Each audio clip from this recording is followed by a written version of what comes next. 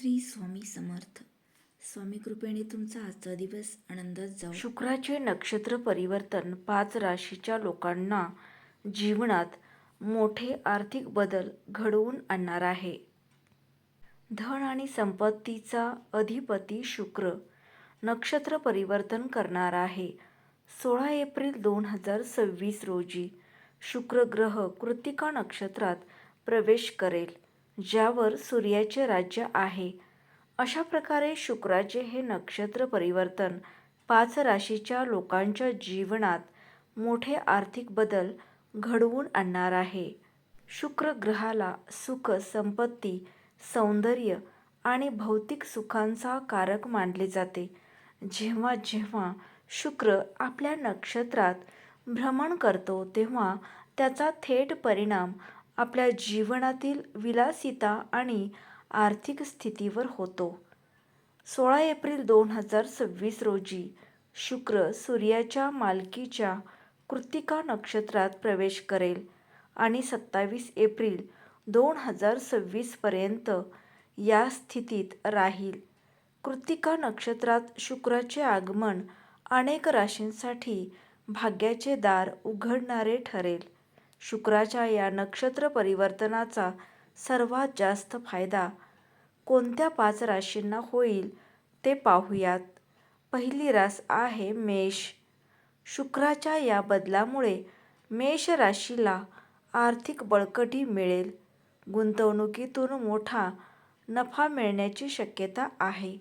जर तुम्ही बऱ्याच काळापासून वाहन किंवा मालमत्ता खरेदी करण्याचा विचार करत असाल तर हा काळ यशस्वी होऊ शकतो. कार्यक्षेत्रातील तुमच्या सृजनशीलतेचे कौतुक केले जाईल आणि तुम्हाला उच्च अधिकाऱ्यांकडून पाठिंबा मिळेल. यानंतरची रास आहे वृषभ. शुक्र हा तुमच्या राशीचा स्वामी असल्याने कृत्तिका नक्षत्रात त्याचा प्रवेश तुमच्या व्यक्तिमत्वात उजळण आणेल. सुखसोयीमध्ये वाढ होईल आणि आनंददायी प्रवासाचा योग येईल. अविवाहित व्यक्तीच्या आयुष्यात एखाद्या खास व्यक्तीचे आगमन होऊ शकते. वैवाहिक जीवनात गोडवा येईल. यानंतरची रास आहे सिंह.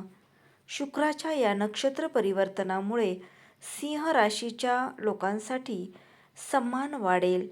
या काळात समाजात तुमची प्रतिष्ठा वाढेल आणि प्रलंबित सरकारी कामे पूर्ण होतील. उत्पन्नाचे नवीन स्रोत विकसित होतील, ज्यामुळे बँक बॅलन्स वाढेल.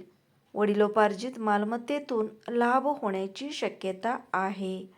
पुढची रास आहे तूळ. तूळ राशीसाठी शुक्र राशीचे हे संक्रमण करिअरमध्ये मोठी झेप घेण्याची संधी देईल. जर तुम्ही परदेशांशी संबंधित व्यवसाय करत असाल तर तो मोठा करार अंतिम होऊ शकतो.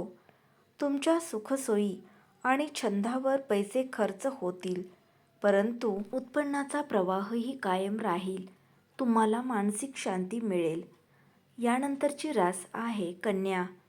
कन्या राशीच्या लोकांसाठी हा काळ भाग्यवान राहील. कार्यक्षेत्रात पदोन्नती आणि पगारवाढीचे मजबूत संकेत आहेत.